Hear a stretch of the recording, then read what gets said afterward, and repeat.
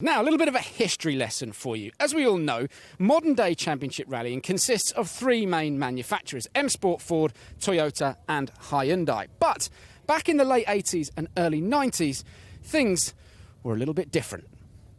Mazda, Toyota, Mitsubishi, Subaru, Ford, even Nissan and BMW were in on the act. And a small Italian car firm called Lancia. While the first of the successful Lancias was the Fulvia back in the early 70s, the car everyone really remembers was the spectacular Ferrari-powered Lancia Stratos. Its famous wedge shape was unmissable, and it made a noise unlike any other car out on the stages. Lancia had arrived, and the Stratos bought them three manufacturers' world titles in 1974, 75 and 76. By now, it was clear that Lancia had got the hang of this rallying lark, and at the start of 1982 came the most exciting era the sport has ever seen: Group B.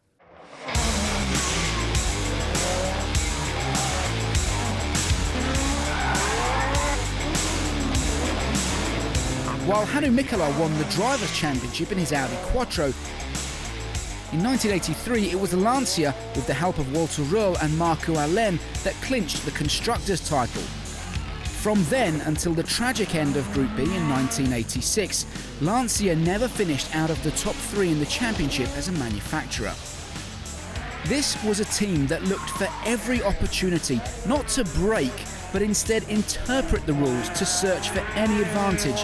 And in 1987, when the new Group A regulations were introduced, the team launched the Delta HF Integrale, and it was instantly clear this was the car to beat.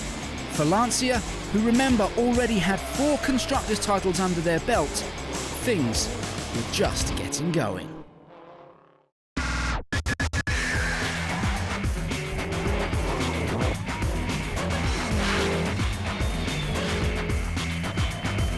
This was the real era of Lancia's dominance. From 1987 to 1992, Lancia and the Integrale simply could not be stopped, bringing the manufacturer's crown back to Turin 6 years in a row. And of those 6 wins, Juha Kankkunen took 2 drivers' titles in 1987 and 1991, while Miki Biasion did the double in 88 and 89.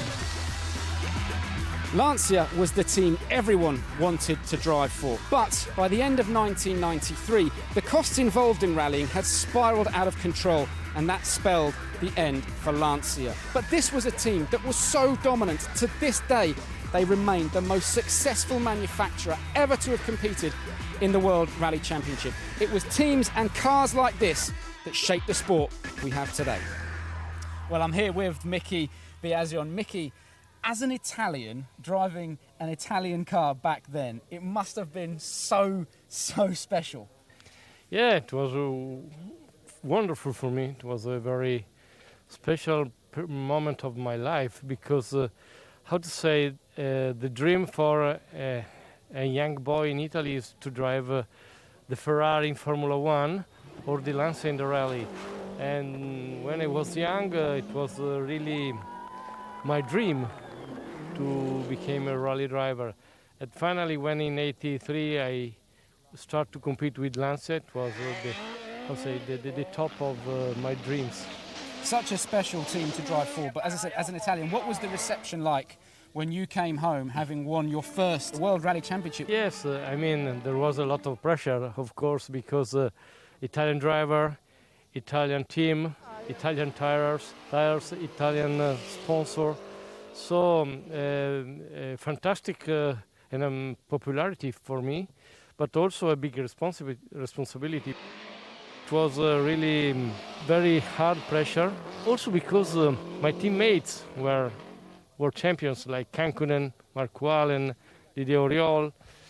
So I have a wonderful souvenir about that moment of my career, and also because in the 80s rally were so popular worldwide. It was fantastic to have the opportunity to live that moment of rally sport. Well, Lancia and yourself, Mickey, left a legacy on the sport that will last forever. There's no question about it.